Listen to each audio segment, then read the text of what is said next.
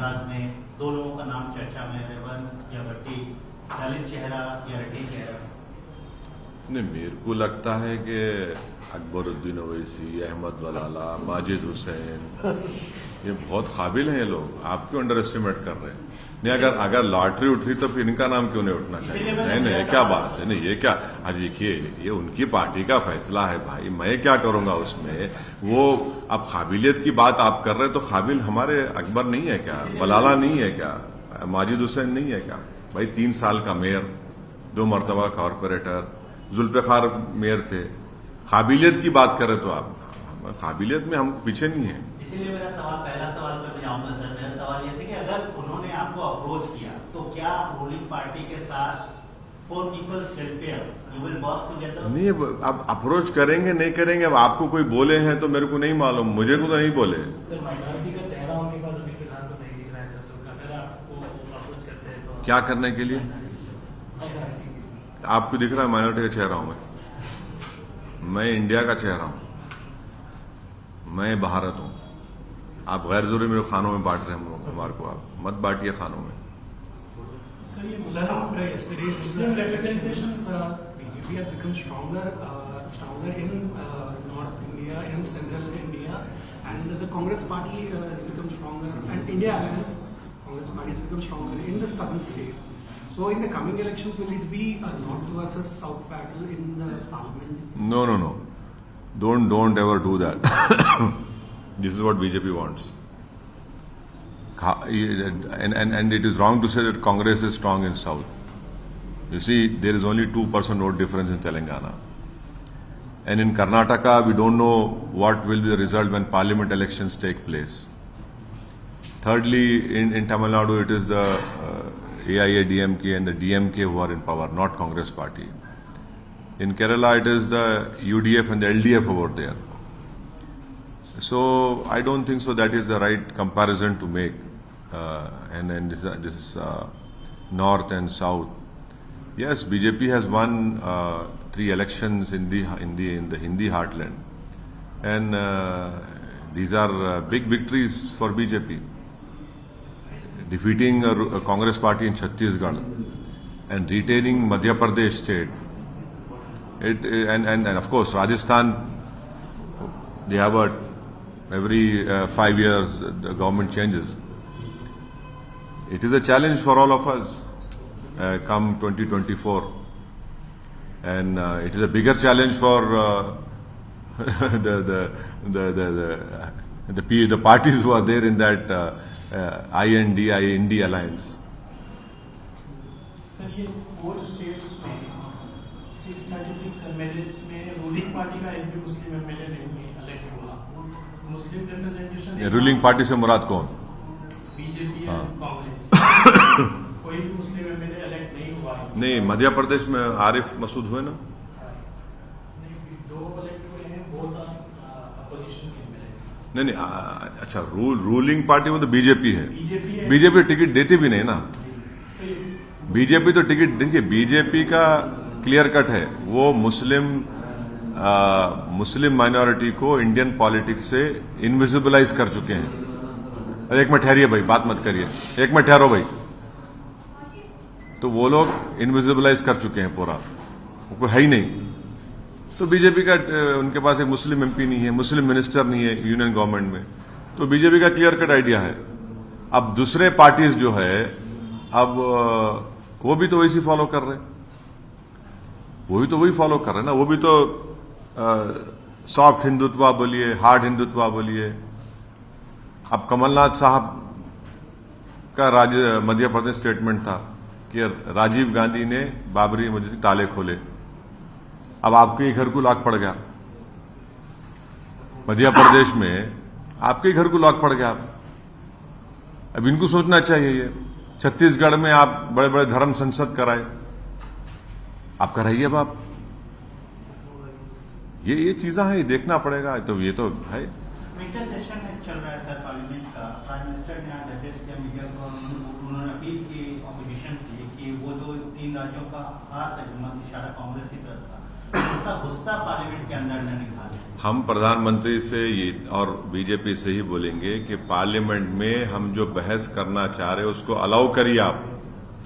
आप दिल बड़ा करिए। आप सिर्फ अपना गवर्नमेंट का एजेंडा लेके मत चलाइए प्लीज। सिर्फ आप अपना एजेंडा लाके करा लेंगे तो अपोजिशन क्या करेंगे? फिर डिबेट्स भी तो होनी चाहिए।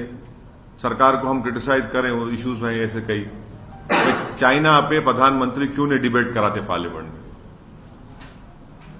क्यों डरते प्रधानमंत्री और उनकी सरकार चाइना से? डिबेट करवाइए ना भाई। 2000 स्क्वायर किलोमीटर में चाइना कब्जा करके बैठा है। हम चाहेंगे डिबेट हो गाजा में, गाजा के ऊपर जो इजराइल जुल्म कर रहा है। 12,000 लोगों को इजराइल खत्म कर चुका है। फलस्तीनों से हमारा पुराना रिश्ता रहा। ये डिबेट होना चाहिए पार्लियामेंट में गाजा के बारे में, चाइना जो जमीन पर कब्जा करके बैठा है। और क्या मुद्दे आपको लगता है सर विंटर सेशन में हो सकते हैं? बहुत से मुद्दे हैं भाई। अभी तो चुनाव से हम निकले हैं, तो अब तो 1 महीना तो यही इसी में थे। बहुत से ज़ाहिर है हमारे वतन अजीज में बहुत से अवामी मसाइल हैं जिस पर बहस होनी चाहिए, और लोग पार्लियामेंट तरफ देखते हैं कि भाई क्या ये मेरी तकलीफ को बयान कर रहे हैं, क्या हुकूमत मेरी तकलीफ को समझ रही है। और सब हो गया बस पूछने 1 to 1 नहीं पूछ लो। अब स्वास्थ्य कुछ पूछना है आपको? भाई साहब पूछना है पूछ लो भाई। 1 to 1 मत करिए भाई। मेरे पास टाइम नहीं, मेरे को मीटिंग में जाना, मेरी फ्लाइट है दिल्ली के लिए जाना है मेरे को। या नो प्रॉब्लम स्वास्थ्य। Will I continue to support BRS? Did I say that I am opposing BRS? I didn't say that. We have offered our best wishes to the new incoming Congress government. We hope and expect that the responsibility that has been bestowed on them by the people of Telangana, they will be able to discharge that huge responsibility.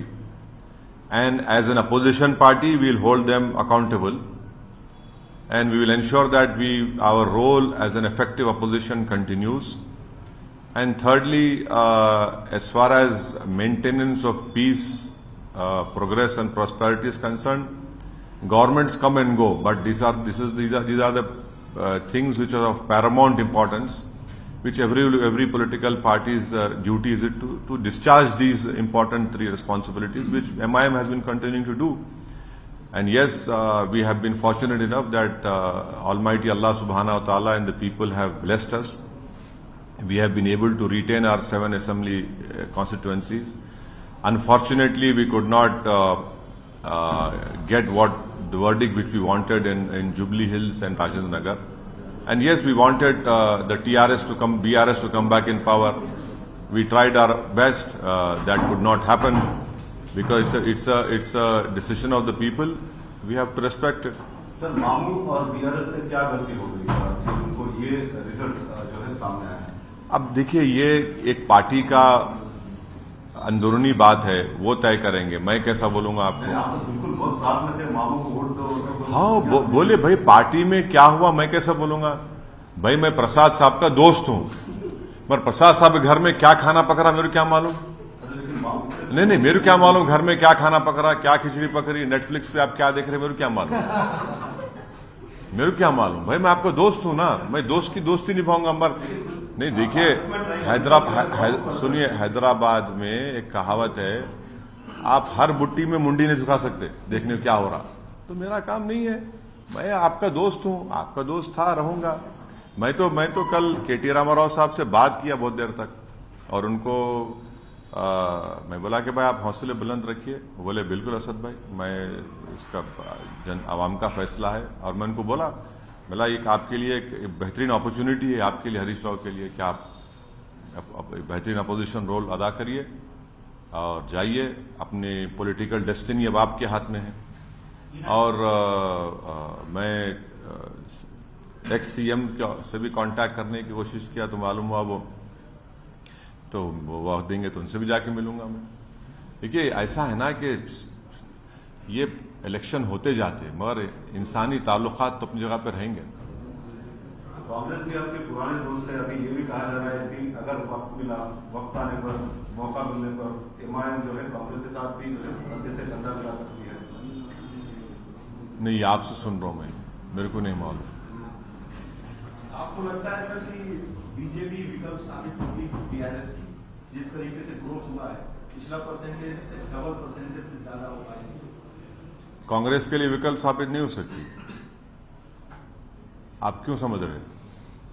आप ये क्यों समझ रहे कि कांग्रेस के लिए विकल्प साबित नहीं हो सकती? रीजनल पार्टीज जो है ना वो रहने वाली हैं। अब नेशनल पार्टी अगर हार रही है बीजेपी के खिलाफ तो उसका क्या होगा? मध्य प्रदेश में, छत्तीसगढ़, राजस्थान में। तो ये तो सबको सोचना पड़ेगा ना, सिर्फ एक पार्टी को तो नहीं है, हमको भी सोचना पड़ेगा। हम तो बोल रहे थे हमारे चुनाव में, आप मेरे भाषण सुनिए, आशीष फॉलो करे, प्रसाद साहब, आप लोग सब, मैं बोल रहा था निजामाबाद, मैं आपको बोल रहा था मधोल, नहीं निजामाबाद बोल रहा था मैं, मधोल बोल रहा था, निर्मल बोल रहा था मैं, जहीरा नहीं आपको करीमनगर बोल रहा था। ऐसे कई कॉन्स्टिट्यूंसी में पब्लिकली बोल रहा था। और जो लोग मेरी बात को सीरियस नहीं ले रहे थे, आज मुंह नहीं छुपा सक रहे वो लोग। आज मुंह छुपाने के लायक नहीं है वो लोग। जो ये समझ रहे थे असदुद्दीन ओवैसी डराने के लिए बोल रहा है, आज बोलो कुछ। अगर आज बीजेपी 8 सीट जीती तो वो लोग जवाबदेह है जो गलत फैसले लिए थे। इसी से लगा हुआ सवाल है सर, यूनाइटेड आदिलाबाद में, यूनाइटेड निजामाबाद में बीजेपी ने अच्छा परफॉर्म किया है। जिन इलाकों की आपने बात की, इलाके इन जिलों में आते हैं, क्या वजह है बीजेपी का ग्रोथ यहाँ पर इन महाराष्ट्र से लगे हुए बॉर्डरिंग इलाकों में या जिलों में हुआ है सर? नहीं, कामारेड्डी कितना दूर है महाराष्ट्र से भाई। हाँ, मधोल करीब है, नांदेड़ से बहुत करीब है। निर्मल भी आप बोल सकते हैं 120 किलोमीटर है। बोध की सीट है ना, वो भी एक है, करीब है, मगर इससे महाराष्ट्र से ताल्लुक नहीं है। बीजेपी को आपको एक्सेप्ट करना पड़ेगा, एक चैलेंज है वो। मगर अफसोस ये है कि जो लोग जिनको सियासत की सीन नहीं आती, वो सियासत के अगर मुफ्ती बने हुए तो मैं क्या कर सकता हूं उसको। हाँ, नहीं, इशारा नहीं है, नहीं, मैं किसी पे इशारा नहीं कर रहा हूं, उंगली उठा रहा हूं। मगर मैं देखिए, जहां तक मेरी बात है, मैं अपने हर कम से कम 80-90 मेरे भाषण हुए, मैं बराबर इन चीजों पर निशानदेही कर रहा था। और लोग मेरे को फोन करके बोलते आप क्या बोल रहे हैं, क्यों बोल रहे हैं आप? अरे मेरे भाई साहब, मैं छोटा मोटा सियासतदान हूं, मुझे दिख रहा है। अगर आपको नहीं दिख रहा है तो मैं क्या करूं? यानी तेलंगाना में जो ग्रोथ है बीजेपी का, उसके लिए आप कांग्रेस को जिम्मेदार मानते हैं? नहीं, राहुल गांधी को मानते हैं? नहीं, उसके लिए देखिए, उसके लिए जिम्मेदार बहुत से लोग हैं। नहीं, उसके लिए जिम्मेदार तो बीआरएस भी है, उसके लिए जिम्मेदार कांग्रेस भी है, उसके लिए जिम्मेदार वो लोग हैं जो बगैर जमीनी हकीकत को जाने आपने फैसले कर लिए। मैं तो पुकार कर कह रहा था कि देखो, ये चुनाव जो हो रहा है 5 साल के बाद क्या होगा उसको सामने रखकर फैसला लो।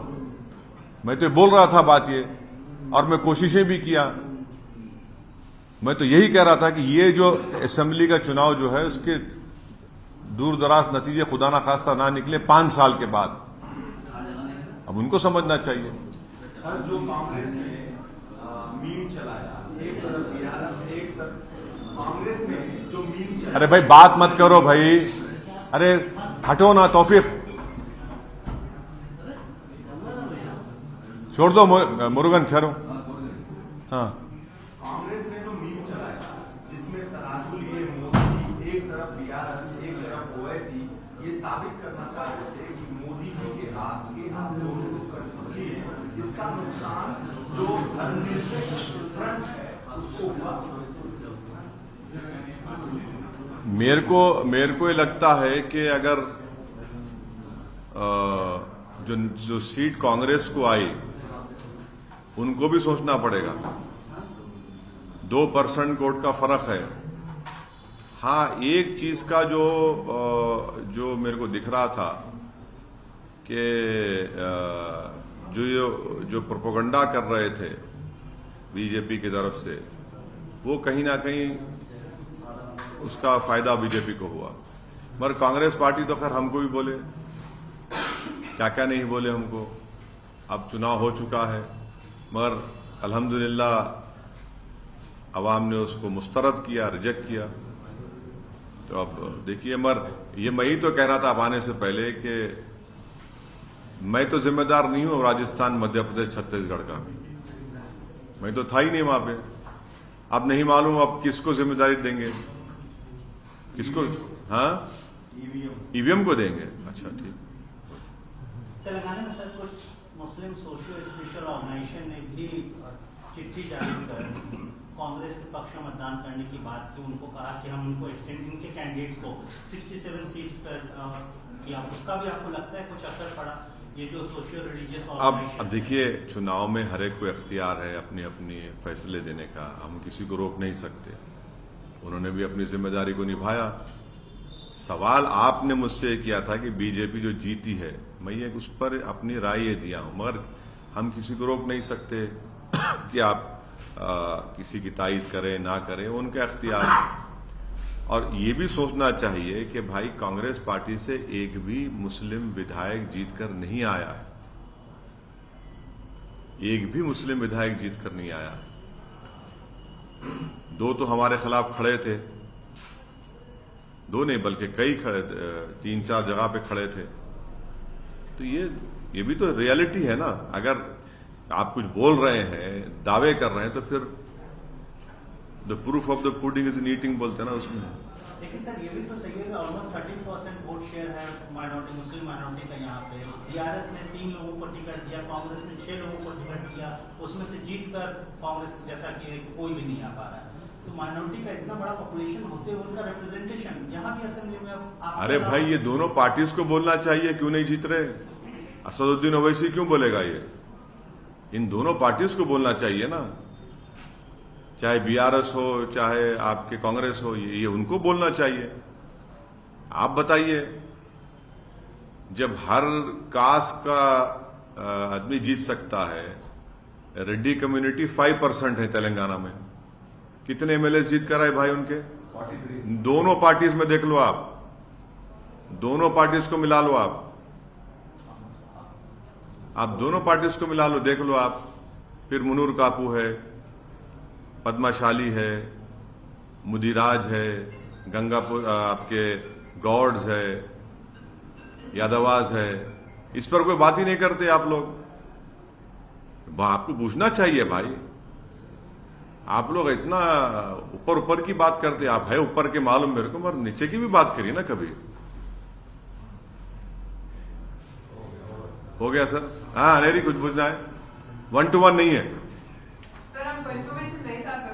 नहीं अनेरी, वो अब आप पूछ लो, जो पूछना है पूछ लो आप। हमारे को भी नहीं था सर, हमारा तो कैमरा भी नहीं लगा। अरे चल, तू कहीं को आ रहे तेरे, कौन बोला तेरे को आने रहता तेरे को यहाँ पे? नहीं सर, आप एक अलग से दे दीजिए छोटा। अलग से सब कुछ देना पड़ता भाई, मेरे को टाइम नहीं है मेरे को। कुछ आए अरे आप पूछ लो भाई, मैं बैठा हूँ। आप एक काम करेंगे सर, थोड़े से हम लोग लेट आए, पूरे माइक्स लगा लेते, 2-3 सवाल पूछ लेते हमको। आप पूछिए ना, मैं आपका है ना माइक से को लगा। नहीं 2 क्वेश्चन नहीं होता। नहीं, 2 आप पूछो, मैं बैठा हुआ हूँ ना। आप रख दो आपका, मैं अब ये से रख दो। अच्छा तेरा माइक रख दे भाई, आप माइक रखिए। आप 2 सवाल आप पूछिए, आप माइक रख दीजिए। आप पूछ लो अनेरी, आप माइक रख दो, मैं बोलता हूँ, आप माइक रख दीजिए। हाँ दे दो, हो गया ना आपके? अरे मामू के पास लाओ।